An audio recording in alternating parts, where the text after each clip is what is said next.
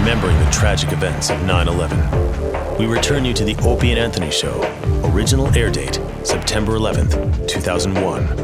The military is on a high alert. She also pointed out that the FAA has, in effect, grounded all commercial flights till noon tomorrow. The Connecticut National Guard is on standby in case it's needed here in New York.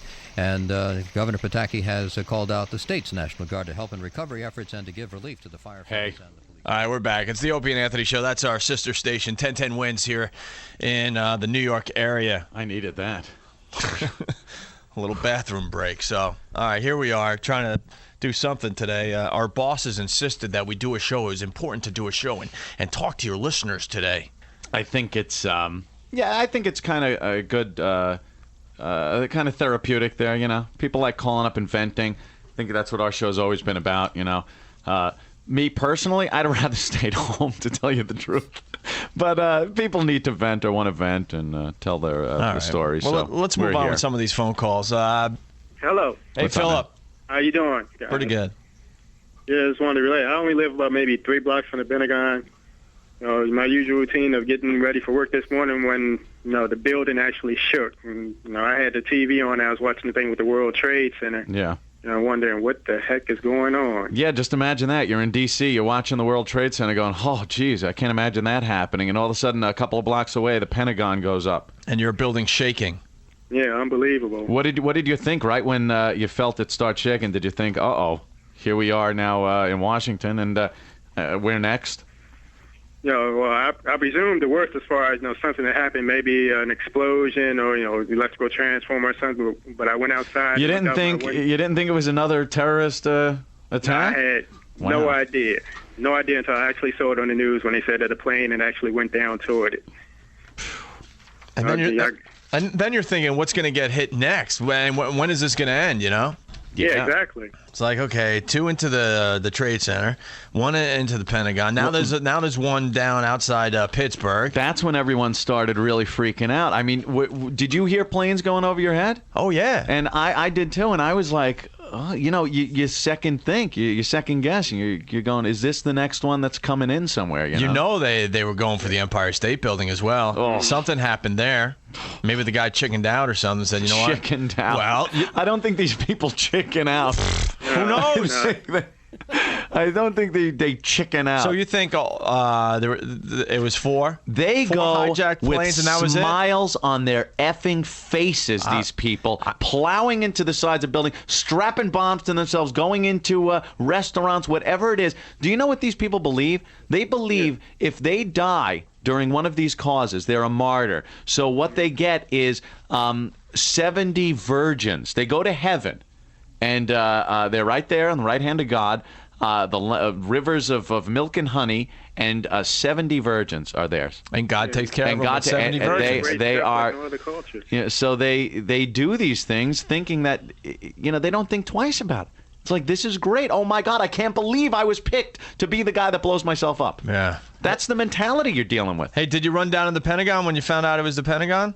Yeah, we were down there, you know, as close as they would allow us to get. See, that's how we are messed up as humans. We're rubberneckers. Because that's what happened at the World Trade Centers. Everyone, you know, ran down there to see how close they could get. Right. The people on the upper floors and on the floors below where the first plane crashed actually said, "Oh, plane crashed up on the 80th floor. Hey, let's go up and check it out." Yeah, they went up with digital cameras. That's one report we got today. You know, we can't really confirm that, but I don't doubt it at all, knowing humanity and how people think. It's retarded. So you ran down toward the Pentagon, and how close did you get? Probably within about 350, maybe 400 yards. I mean, I had a pretty good view of what was going on. And there was just a gaping hole on the side of that? Couldn't really see it from all the smoke that was pouring out of it, but you could tell that something big had hit it. Yeah. And in every video clip I've seen from the various locations that these planes hit, you see no piece of wreckage from the plane whatsoever. These things were disintegrated on impact. Amazing. Bastard. Anything else, bro? No, other than that, I mean, I had a friend of mine that I happened to catch up with that works in the Pentagon. She described it as pandemonium as far as them getting out of there. Yeah. I mean, Yeah, every time you'd watch movies again, because that's the only real thing we have that connects us to these terrorist acts, what we've seen in movies. And you watch shows like The X-Files or whatnot. And the Pentagon, my God, there's no way a plane's going to hit it. The ground will open up and these anti-aircraft missiles come out, right? There's a way to protect it. You know something? No, it was that easy. Nothing. We have nothing. All right, let's move on. Hey, Danielle, what's going on? Not much. Anything you could add? Well, I've been thinking kind of all day about how, the airport security is really going to come under attack now because of, especially, these 2 flights out of Boston were both the ones that hit the World Trade Center, and these 4 planes are hijacked. And, like you guys mentioned earlier, they ask us security questions and you show your ID, and it's, it's not really a foolproof way, to see what's going on. And, a lot of people are wondering how they're getting these weapons or whatever it is past airport security and, if they have people in place. It's feel-good security is what it is. It's there to make us feel better, but it does nothing. Because, even if they had somebody in, like, an airport security type scenario, like, you don't know who's going to be in front of which machine, and they could get shuffled to another machine. But, I mean, God forbid they had somebody working for an airline. Like, you look at the motives behind, the 2 United flights and 2 American flights. Yeah. My heart obviously goes out to all those people because they're all my coworkers. Yeah. Passengers and everything. Hey, Boston, you that pissed about the Yankees? Yes, please. Come on. I don't even want to talk about it. Both of those planes came from Boston. I know. So, and you think about why they picked those airlines, and it could have been because they had somebody on the inside.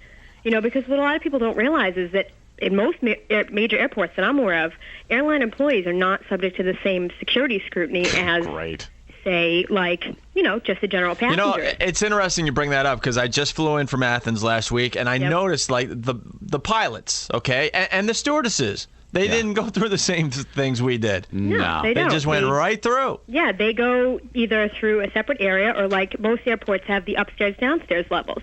I was thinking about that because I'm a paranoid flyer, and I'm like, that's interesting. The stewardesses and there go the pilots just walking through everything. And you like to think, all right, they have the credentials, but there's got to be someone that would know if they're fake, right? You say to yourself when you're in the airport, they got to have people in place that would look and go, that's not John Smith. I know him, and he comes in. But you know something? No. There isn't the recognition like that. If you have the proper credentials, you get through. Security is a goof to make us feel better. It's so easy to say that today, but I've always thought that airport security was a complete joke. Because as humans, we've mentioned this a bunch of times, we have no patience. We have no patience. We just want to wait.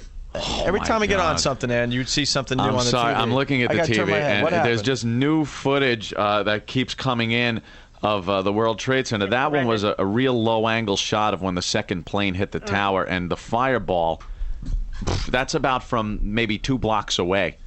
And just huge. It just gets me more infuriated watching it.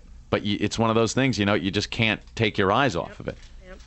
But like you guys said earlier, obviously this wasn't just 4 guys saying, all right, I'm going to take this one, you take that one. They obviously had some people in place. And if, God forbid, they had people in United and American or whatever, they picked the long-distance flights for the fuel, obviously. But you also have to look at, these were all early morning flights, which are considered originating flights, which means the planes could have sat there all night because they came in the night before. Anybody could have had access to those planes who's got an airport ID.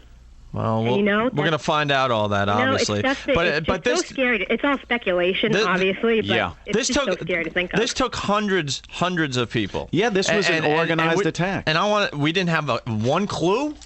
Yeah, something should have funneled down to our intelligence people around the world that something like this was going down. And I heard a report that bin Laden had told somebody that something big, something unprecedented, he said that about 3 weeks ago, was going to happen. Yeah. And right there, you should take note and really look into what might be happening. Check out contacts. But you know something? I don't think our intelligence agencies have the contacts that we used to. It's a different world now, and now we got to go to Plan B and figure out how we can make it safer. They're our own planes, for God's sake. All right. Anything else? No, that's Danielle? about it. Okay. All right, guys. Well, thank you. Talk to you later. All right. Bye. Hey, Steve. Hey, guys. What's up? I'm in Long Island, man. I'm bummed. Yeah. I have a friend that works on the upper 90s in Building 2. You heard from him yet? No. Nobody's heard from him. His family called St. Vincent's. They haven't heard anything. And it's mayhem. It's mayhem. And, I'm sitting in my house. I wanted to go out and beat the hell out of somebody. Yeah, but, it's an anger. You have nowhere to work it off, I don't want to get into what I almost did, but you know what I just kind of thought of? The only positive freaking thing I can do is I'm going to give blood, man. I was watching the TV. They're saying how they're low on blood. Well, they're saying anyone in the New York area, if you're near a hospital, to give blood. Yeah, it's the only positive thing that I can possibly think to do right now. Or I'm going to do something, that's just until I find out. It's just like a waiting game, and it's a waiting game for everyone. I finally got some good news because we had some people in my family in that area, and we finally hunted them down. But there are thousands upon thousands of people out there still trying to get in contact with people that either work in the building, work near the building, and they still don't have an answer. They just don't know where these people are. They're not going to have one for a while. It's chaos. It's a war scene. Plus, the phone service in the New York area, it's almost impossible to call someone in New York. I was working in Brooklyn. My cell went down the entire day. I couldn't get in touch with anybody. I mean, it's insane. I don't even want to get into that. It's just, it's insane. You don't know what to do, and it's the only positive thing I could try to think to do right now, rather than slam my head into a wall. So. They're saying they need it, so if people are out there, even if they never did it before, go do it. You might actually help save a life in this situation. Good deal, man. So and you're right about the airport security, bro. It sucks. Yeah, that's an easy thing to say today, but yeah. Yeah, well, I worked in the Delta Airlines terminal on JFK when we were doing construction there, and these guys are supposed to be checking us. We used to laugh, man. I could have got a rocket launcher in there, and like you said, it's like guys from King Cullen working the security. I mean, well, this is going to change. I hope it does change. It's going to get a lot harder. You said it earlier, and I would rather give up another half hour and know that when I get on that plane, I'm safe, and something like this isn't going to happen again, than sit here and rush it along. Yeah, I don't know. We're weird, though, when it comes to that stuff. A few months go by, and we're impatient, and we're like, come on, just get me through. Yeah, you're right. It's a scary thing. It's just human nature. I just hope something changes, that this never happens again. But listen, guys, love you guys. Have a good day, man. All right, Steve, hang in there. Take care, man. Cool. You know what else now? The focus right now, of course, with the World Trade Center being blown up, is the loss of life, But I think in days to come, you're going to see the other residual effect. You know how much information was in there on their computers? All those papers you saw flying down to the street level? That is the finances of a lot of places in the world, and I don't know how they're going to recover that information. How many things have you sent to One World Trade Center? You're right. It's the address on an envelope. No matter where you are in the country, a lot of the offices there had information, credit information, things like that. That just I don't see how it could ever be recovered. And that'll be coming up, I'm sure, in a few days. But the loss of life now is the big issue. All right. I'm going to have a tough time getting back home, man. I'm looking at the live shots still. Just watching Lower Manhattan burn is... All right, man. Let's go to another phone call. Hey, how's it going, guys? What's up, John?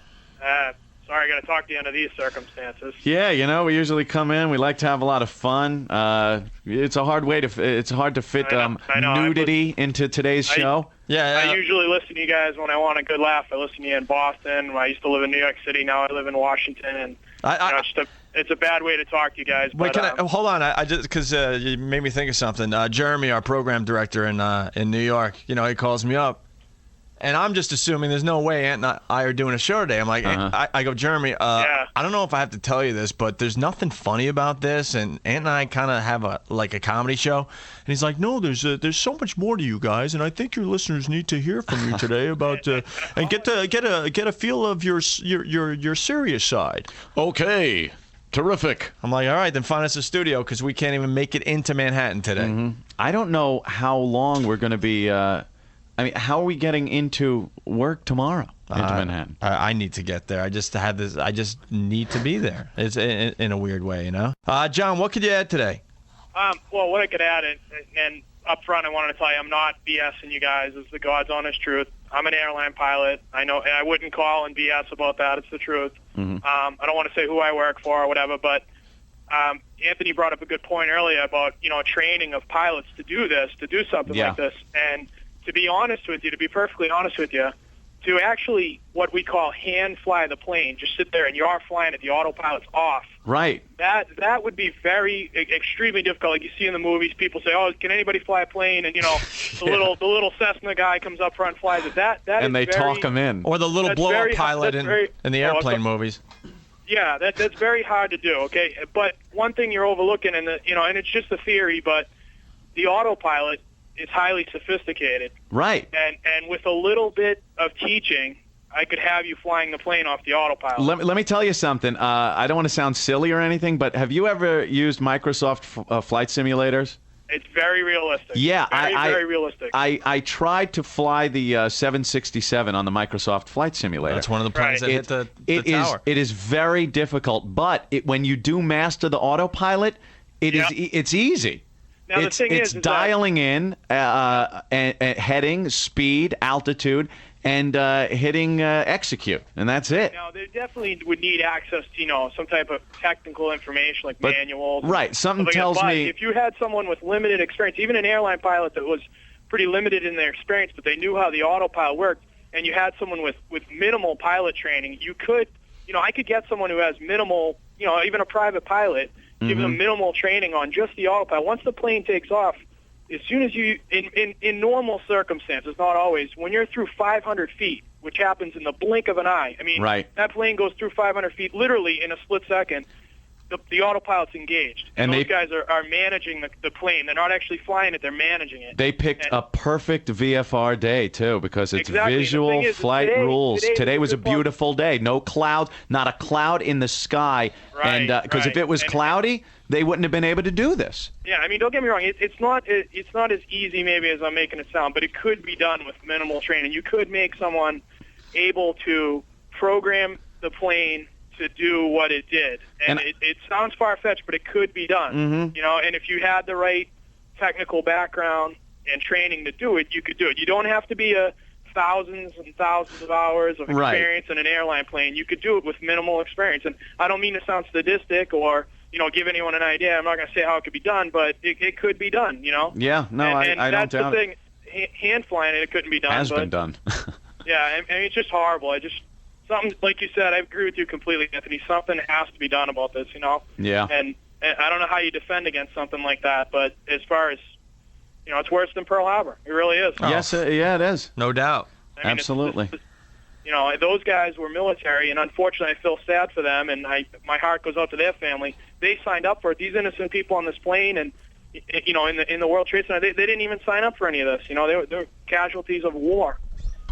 They're showing us something on CNN right now from FlightExplorer.com, the path that the plane took when it takes the sharp left turn to head toward New York City. Yeah, they have United Airlines 175 leaving Boston and American Airlines 11 leaving Boston, and how they took their individual routes to the World Trade Center. Oh, really? Yeah, one of them, it was going to L.A., so it was just doing its western course, turned sharp south, and hit the World Trade Center. Yeah, the other one went over Jersey, circled back in like a fish hook, and came in from the other side. Yeah, here it comes again. The thing that's tough is that, they probably, if they hijacked the plane initially right after it was out of Boston, again, it's all speculation, but if they did it right, let's say they got up to altitude, boom, they hijacked in New York City. Well, the pilot's not going to necessarily say, no, I'm not going to take you to New York City. They would probably comply with that and do that. But then the point comes where there's going to be a point, like everybody's saying, none of us would deliberately fly a plane into a building. Right. If they put a gun to my head, I'd say, go ahead and shoot me because I'm not going to do that. Yeah, you're better off just ditching it into the water or something and seeing what happens there at the last minute. The point is, even if they got it pointed in the general direction, then they, realize what these guys are going to do, and if they, took out the pilots, which they most likely did, at that point, they have to have some kind of knowledge of how the systems work to get the plane to do what it did, Well, hopefully there's some clues on the black boxes and the ground communication to who these people were. Yeah, I think that will give them a tremendous amount of information because even if they, obviously these guys who did it, these people who did it, they're not going to talk to controllers anymore. They're just going to do what they want to do, head to New York City. Right. The thing is, there's still the cockpit recorder. Even though you don't have a microphone on, the cockpit's picking up all the talk in there. It can pick up, as loud as it is in a cockpit, it can pick up a tremendous amount of background noise. You can literally go up there and you could, you pop a can of soda in the background and it'll hear it. It'll hear that happen, and they can filter it out. And hey, they might not know initially, well, what is that? But they can filter it out and figure out, hey, this is, the guy popped a gun open or did something, And so they'll definitely get a lot of information out of that. But I mean, I just wish you could have, like you said earlier, get some intelligence to stop it, because it's just, unfortunately, the security, I wouldn't say it's as bad as people make it out to be. It does have loopholes like any security system would. Yeah, but I think they got to look in other places. They do. I mean, you could become like El Al, the Israeli airline. The guys have Uzis when they check you in. Hey, you know something? I got no problem with the right people having weapons. No, I don't either. I mean, I don't have a problem with that either. But it's, Opie brought up a good point earlier. He said, when it comes down to it, we're human beings. And what's going to happen is if you put all these steps in, it takes 2 hours to check in at an airport. No one would put up with that. I'm sorry. Yeah, I mean, exactly. Initially, of course. 10 years on the road, like people sit there. I see it every day. People sit there and say, oh, the airlines. Look at the news. Every night they're bashing the airlines. Oh, delays. Oh, weather. Oh, this and that. The people want change in the airlines. When you try to make change, they fight you the whole way. We want convenience and speed. This thing I think would work initially, but eventually people are going to say, oh, 2 hours is ridiculous. Let's get it down to a half hour or whatever, When I came back from Athens, I got all this to go with. We were in a really long line for customs, and people were losing their effing minds. And it only took maybe 20 minutes, and I was even annoyed, and they were able to get hundreds and hundreds of people through within 20 minutes, and people were still yelling and screaming, and there was a fist fight online because everyone was just irritated. They just had a really long flight, and they just wanted to get through customs and get home, and they could care less who's in front of them trying to get into the country. What their intentions were. All they wanted was to get through that customs line as fast as possible. And people were stomping on the floor, getting frustrated because one of the custom agents was taking a little more time on the person in front of them. Mm-hmm. That's what we do as human beings. Yeah, and that's the thing. I've seen people get mad because we're out of soda. And they throw a hissy fit. You almost have to threaten them with the police and security when you land at the next airport. Hey, what kind of plane you fly? Well, I used to fly turboprops and moved up through a lot of different things. Right now I fly a larger turboprop, and that'll kind of narrow down who I fly for if I tell you that, if anyone knows who's listening. But I don't fly anything huge. It holds about 30 I was people, wondering if you flew one of those that were used today. No, nothing like that. But I've been in simulators like that, and I have friends that fly stuff like that, and I've been there before, and I ride in the cockpits all the time. I know what it's like, and I know that they're all the same. A plane's a plane is a plane. They get more complicated as they get bigger, but the basics are the same. You have the same 6 instruments in every plane, whether it be a Cessna all the way up to a 747. A plane is a plane. If you can fly one, you can fundamentally fly them all with some additional training. I don't mean to, downplay what an airline pilot does. It takes thousands of hours and years of training to get the proficiency they get. Well, they were trained in some way, but right, exactly. Hopefully we'll find out where and who and whatnot. Hey, thanks a lot, man. Okay, guys, take it easy. All right, John, thanks. All right, bye-bye. Cool. Damn. Hello, how you doing, guys? Hey, where are you calling from, Danny? Queens, New York. Right on. All right, listen, guys, can we get serious for one moment here? Like we haven't been? Yeah, but that's, I don't know how to say it, but anyway, this is the way I see it. I mean, don't you guys think that it's sort of United States' fault for these idiots who did this to us? Guys, listen to me. I'm sorry, I'm not defending anything that they've done. First of all, I just want to say that my heart goes out to all those victims. What are you trying to say? That it's the United States' fault for no. Okay. Get there. All right, hold on a second. I'm getting there. This is what I'm saying. I'm saying United States messes around with so many countries. Yes, we're number one. New York City. Yes. Hold on a sec. Yes, New York City is number one. Yes, we're the number one nation and everything. We're the best, right? Yeah. Therefore, everyone hates us, right? Yeah. Okay. Therefore, people want to do harm to us. Mm-hmm. Now, what if we were number one and we weren't getting involved in so many I don't think you'd get an argument from many people that I would love if we could just mind our own goddamn business and be the country we are without having to police the world. For some reason, yes, we are policing the world. Yeah, for some reason that fell in our lap. For some reason that fell in our lap, and people look to the United States for leadership and guidance and whatnot. But as far as the Middle East goes, which is just a hotbed of trouble, I don't think we should have anything to do with it. Could we support Israel? Yeah, fine. It doesn't mean we back everything they do or every opinion they have. I understand that. And if they want to duke it out with the Palestinians over land, we just look at this. The World Trade Center is no more because of a land argument that's been going on for some time. I don't think we want to be part of that. I don't think you'll get an argument. But as far as it being our fault because we're in that position, no. Okay, I'm not gonna listen to that. Hang on a sec. Okay, I don't mean it as our fault towards that, but I think that we have. Why didn't this happen to another country? Why is it that the United States always gets? It happens in other countries. It happens all over the world. It happens all over. We've been lucky, and because of... Don't you think that because we're New York City and because we're the United States, we shouldn't be getting involved with all these... we're being the freaking police over here for the entire world. Is that right? Listen, let me just tell you something, okay? I don't know how you guys feel about this, but being drafted is not a cool thing. To know that your butt is going to go to a war... Okay, yeah. Let's get down serious over here, all right? Everybody's talking about, let's go attack. But sit down and think. If you get cold, if that phone rings, and it's the president, let's say, right? And he tells you, "Oh, hello there," pick up your bags. All right, Ben, let's move on. Hey, Danny, thank you, man. Danny from he's like going nowhere. Danny from Queens, thank you. I was falling asleep as he was talking. I'm sorry. You guys, we're trying to get through a lot of phone calls today, and we'll accept all opinions and we'll debate you a little bit, but you got to get right to your point, all right? Yeah. Please. Who's next? Allie? Hey. Allie, what's up? Nothing much. I'm just down here. I'm right in Georgetown, and they've got F-16s flying all over and stuff. It's the only planes you'll see in the sky now are military. Yeah, I know. I was looking up. I was like, "What's that?" How insane is that? That's something you don't see every day. Did you ever think in the Georgetown area? It's like in the '60s when it was a military state during the riots and stuff.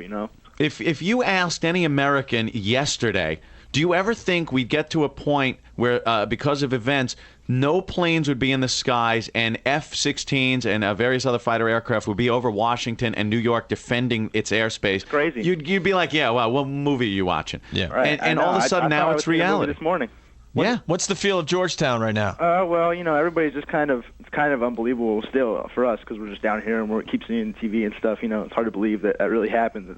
Are people walking around like zombies in that area? Gone. Yeah, because that's what we got up here in New York. People are just in shock. They don't know where to walk. They're what? You bring up a good point. When I was driving here from Brooklyn out to Long Island, where we're broadcasting from today, a lot of traffic, a lot of people. You look into the cars and you just saw their faces. They weren't as animated. Everyone just looking straight ahead, very solemn. And you know me, I'm a maniac, and I don't like people in my way. I don't like being effed with on the road. And there were a couple of instances where I would have blown the horn and just flipped the bird. All of a sudden, it wasn't that important. I was driving, and everybody was letting other people in, and just kind of, you didn't want to be bothered. It wasn't that important. It's funny you say that, though, because we've been talking about, humans not having patience with the, airport security and all that. Yeah. Here on Long Island, they closed down the Long Island Expressway. Westbound, yeah. Which is just insane if you live in this area. It's just, you can't even function on Long Island without that road. When it's open, it sucks, and people are in traffic for days, right? Yeah. So they have cops on all the entrance ramps and the exit ramps, and as I'm heading to the studio on Long Island, I see people arguing with the cops. Like the expressway is closed, and they're arguing like, no, I have to go that way. And it's like, no, there's something a little more important than you today, and help us out. Help us out and understand what's going on and try to figure out how to go home on the back roads. Right. But they're yelling and screaming at the cops. It's like, you guys, I'm just in high school. I'm just a high school student, and the only people who aren't acting all serious is just high school students. They don't seem to understand how serious it is. They're all running around laughing and stuff. Yeah, they're all goofing on stuff. Wacky kids. Yeah. Yeah. All right, man. All right, Allie. Thank you. Yeah. Who's next? Hello. Hey, John. What's up?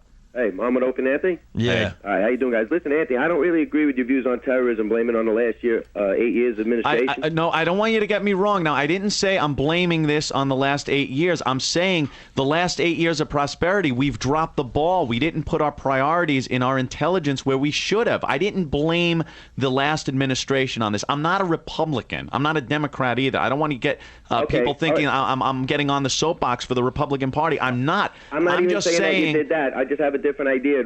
What I was watching some shows on terrorism. What I feel about is that terrorism is like fighting guerrilla warfare. Mm-hmm. These guys get lucky. It's like trying to fight Vietnam. You're not going to win because they attack in the night. You know, it's you got a good point. Yeah, with enough being thrown at you, you're going to get hit by one and get lucky. This is more than luck, though. This is something we should have known about. And that's what I'm saying. Our intelligence isn't what it used to be. We should have seen this coming in some way, shape, or form, where we could have put some kind of alert out. We've had terrorist alerts before. Yeah, there's something this big we should have picked up on. Yeah, you get the stories. This guy was stopped at the Canadian border, and he was heading toward New York City. You get wind of somebody. All of a sudden, they're training at this camp, and for some reason, they're training. They need aircraft manuals. There's always some little loose end that gets picked up by our intelligence, but we've dropped the ball. John, this should scare you and everyone listening to us today. This was well planned, and in my opinion, we didn't have a clue. Oh, we yeah, didn't have a clue this was happening today. Mm-hmm. This was horrifying. We were up on the JFK air rail in Kennedy Airport. One of the guys spots that the Trade Center's on fire, so we start to watch. The next thing we see that giant mushroom cloud, orange mushroom cloud. We think maybe the jet fuel blew up when we heard it was a airplane. We never thought it would be another one. The problem is we have no idea what we're up against with these guys. We're not used to dealing with people that are willing to take their lives over bizarre, promises that they're going to have 70 virgins when they meet Allah. Well, you know something? Bizarre. When the Soviet Union crumbled, and we were spending a lot of money and a lot of time on intelligence against the Soviet Union, we knew. I mean, do you remember watching the news going, it's now that the Cold War's over, we have to put our resources elsewhere into terrorism. Right. And we never really did that. I know. Everyone knew from years ago, but we never did it. Well, as we get comfortable, these guys here, they hide under the guise of being, what it is? We don't have a particular country to attack. We should attack somebody. If these people live in that country, we should just finish them. See, that's what it is. You got something like a Pearl Harbor. It's Japan. You know it. We went after Japan. That's how it works. Right. Now, something like this, it's terrorist. It's very vague. You don't know. But you know something? We have ideas of who harbors these people, who finances it, who backs them. Right. And those are the people that maybe we've held back on in the past because of politics. Because if we bomb them, this country's going to be mad. Well, or this country, we have a trade agreement with this country. Right. Now it's time to just go in and clean up these loose ends and F the politics behind Absolutely. I agree. If we know that who's responsible for this, we give the country where they live 1 week to give them up. If they don't give them up, we bomb the Hey, you know something? That might sound silly, but a lot of these countries say, I don't know who they are. All right, you don't know. Understand. We're gonna do something. We want these people. And you see how fast we start getting some of these people. Anything but violence. There becomes a time when you have to step up to the plate and behave the way they are. You have to fight violence with violence. There's nothing we can do here. We can't be diplomatic anymore. We have to demand these people be given up, or we go and we wreck the whole place. I don't care how many countries we piss off by doing this. They're going to have to live with it because... They don't have to go. I work in this city. This is where we live. My wife, I have 2 kids. We're horrified. I got the windows closed because I'm afraid of anthrax blowing around over here. That guy's really right about the asbestos. That stuff gets airborne. It'll take months for it to come back down. Much less people walking into their house covered in all sorts of powder. People don't realize what we're up against here. And the horrifying thing is this had to be perpetrated by people living in our own country. And people have to be aware. I don't know about that, living in our own country. Well, they're established. These communities are established.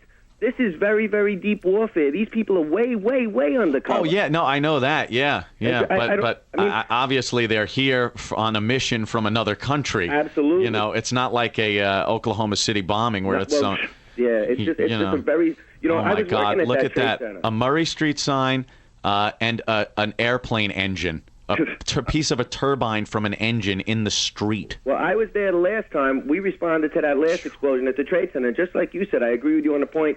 I walked in there. I saw a few floors exploded out of the parking garage. But afterwards, I was laughing. I said, these guys couldn't even take us down. We're the most powerful country. Not only one, I think once the first airplane hit the first thing, Everybody just must have said, wow, that's unbelievable. They'll never have the, guts to go crash another one into it. Must Yeah, I know. go after the Pentagon. This is psychotic. People have to realize once and for all that this is backed by some form of government. Nobody could have this this big of a plan instituted this well unless they were letting people fly Right. these planes in that country. Right, and trained a to little do this. practice test flight. You need a base of They operations. let them fly the planes around the country so they're prepared for this. Exactly. Did you see these kids jumping for joy, handing out candy? I know. And the Palestinians, how happy they are that we have people stuck under tons of wreckage. I could only hope we see crying women over their dead children in another country I'm that we telling you. bomb because I'm I don't. horrified. And you could say things like, "Oh God, it makes us just as bad as them." Good. I don't care at this point. It's gotten to that point. You got to do something. And it's got to stop. We gotta respond to this in a way that will clean it up and take away their resources and power to do this to us. I say we give this country 1 week. Tell Yasser Arafat you got a week to hand these guys over. If you don't, then you're just going to suffer the consequences. No ground war. Don't send any of us over there where we're going to wind up getting killed like Vietnam. Yeah. Just light the place up like Desert Storm. All right, John. Thank Take you. it easy, guys. Love you. Goddamn, two countries arguing over a piece of crap land, and we got to get dragged into it. Unbelievable.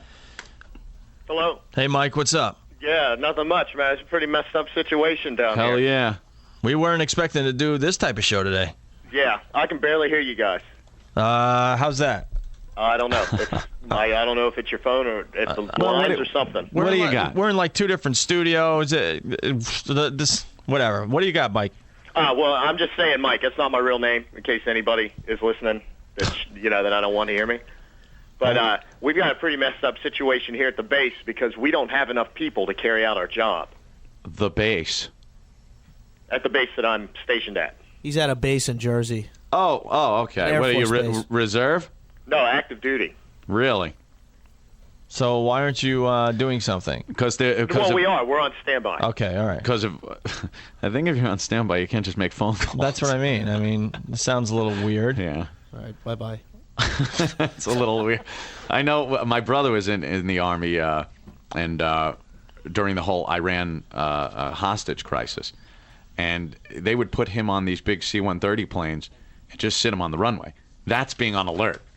He's not calling going, hey, man, guess where I am? Right. I'm near the vending machine and figured I'd call you guys. Yeah, this is great. The orders are coming in. We're going to be shipping out at 0600 and yeah. All right. Should we take a break? Do we have anyone on hold that we need to get to? You. Hey, Dennis. What's up, man? Guys, first off, I'm numb. I'm numb. I mean, everybody says you don't understand the gravity of it until you see it, and it's just. I just went over the 59th Street Bridge not too long ago, and just you don't see the towers anymore. It's shocking. Yeah, when you see something that huge and then it's just gone and it was blown up, it's amazing. I was on, and this is no BS. I would not even joke about this. I do communications, and I was on Fifth Avenue walking up, and I saw and heard the first plane go over Fifth Avenue, and they were tree-topping it. They were just barely over all the buildings, just going straight down Midtown. And the whole time we were just talking about it the whole way up, like how is that plane going? Yeah, how is that legal? Right? Yeah. We get up to the floor where we were doing work, and everybody's just, did you hear? Like, what are you talking about? A plane just ran into the World Trade, and I just saw it. It just went by. I was just stunned. Man. Wow. I'm free. I've been sick to my stomach all day. I'm on Queens Boulevard now, and I'm seeing like all the smoke still billowing from the area. Well, there's another building on fire down there, and then there's all those cars and everything. World Trade. I know people in 7 World Trade, and I'm just hoping they got out in time. I'm shaking. I can't believe it. Dennis, you in a car right now? Yeah. I'm looking now at the news. There's a building that I guess was near World Trade Center with a corner of it ripped off. It looks like a prop building from a Godzilla movie or something. Like his tail swiped Godzilla it. '98. It really is just absolutely disturbing.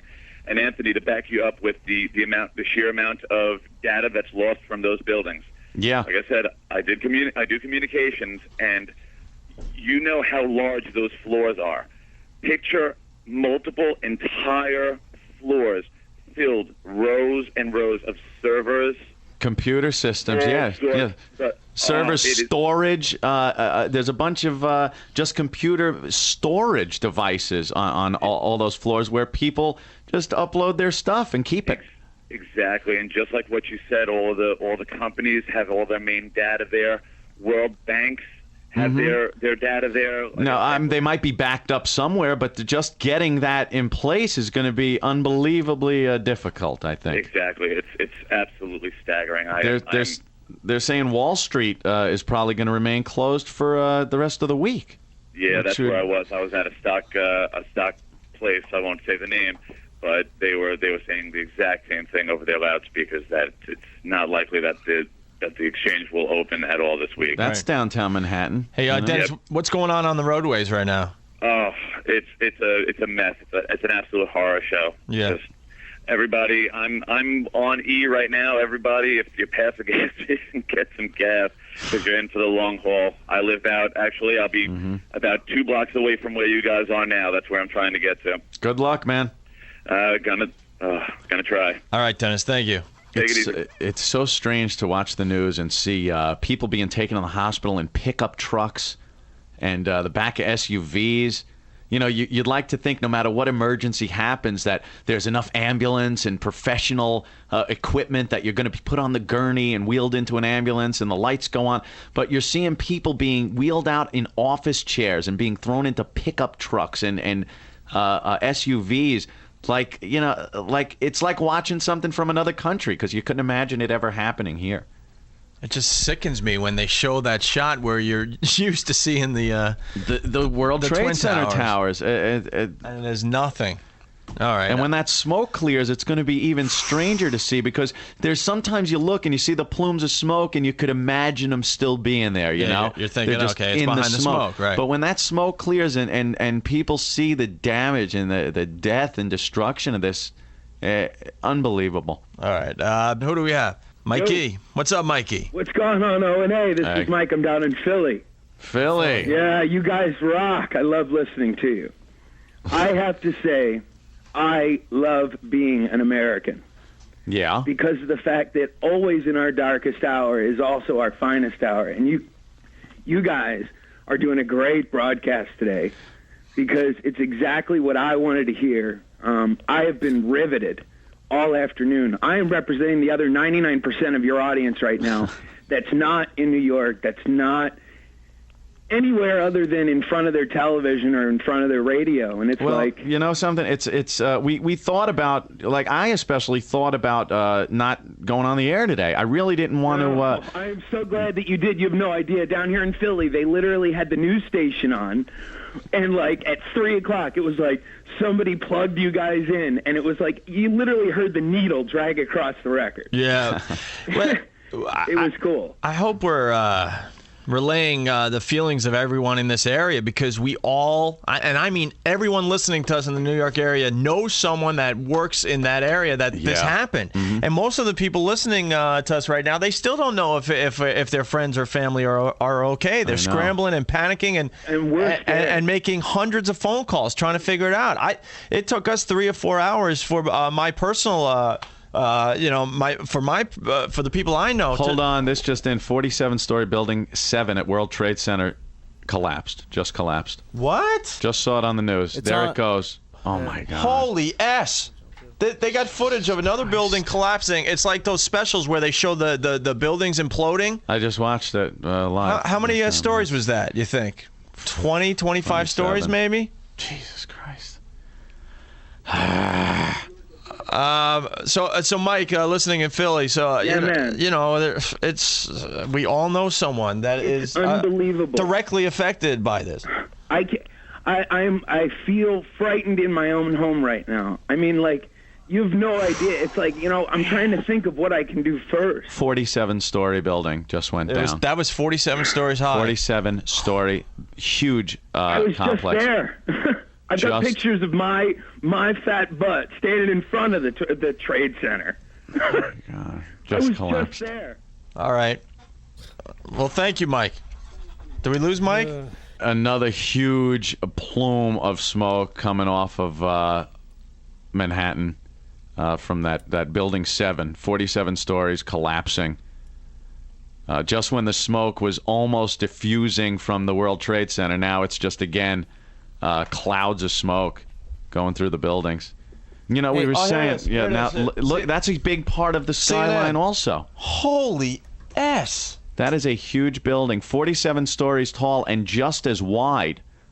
That's a huge building. 47-story Building 7 at World Trade Center complex collapses. Building 7. You would assume that all the people were out of that one. I would hope so. You would hope no one's in any of these buildings, but you just never know.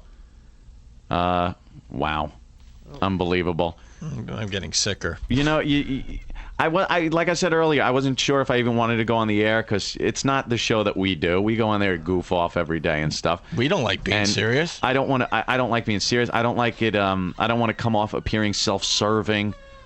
Some of the newscasters, you could tell they're eyeballing that award that they might get. Yeah, they're all looking for that overly dramatic piece of info or piece of video that no one else has. Right. Yeah, and I don't know. I just thought it was. I just think it's kind of nice for people to call up and tell us what they're feeling and what they saw. A lot of the New York listeners, like Hope said, know people down there or were down there, and have to deal with whether it's the traffic or debris falling. We've had a lot of eyewitness reports of people that were in the building today when it happened and were able to get out. All right. Anybody else on the line? Should we take a break? I don't know what to do. You want to do that? Yeah, take a quick break. But we'll be right back, so don't go anywhere. Yeah, we'd like to hear from some of our regulars. Louis Black really helped us out today with his feelings. Pete Radovich from CBS Sports was unbelievable. So anyone else that wants to help us out, all right, we'll be back in a few. And all reporters all standing by with further updates for us in this terrible tragedy that happened 8.5 hours ago when two planes, they were both hijacked passenger planes with passengers aboard and their crews, slammed into the Twin Towers of the World Trade Center, another one hitting the part of the Pentagon, and a fourth going down in western Pennsylvania. 4 hijacked commercial planes loaded with people. Not actually loaded, but with passengers aboard. Just going to repeat this. New York City Police Department ordering an evacuation of all buildings south of Canal Street to Lower Manhattan. If you just joined us, building number 7, a 47-story building just went down. That had been damaged, too, by the fire and the debris today. Remembering the tragic events of 9/11. You're listening to the Opie and Anthony Show from Tuesday, September 11th, 2001. Coming up, a portion of the Ron and Fez show from that day and a special 9/11 roundtable discussion.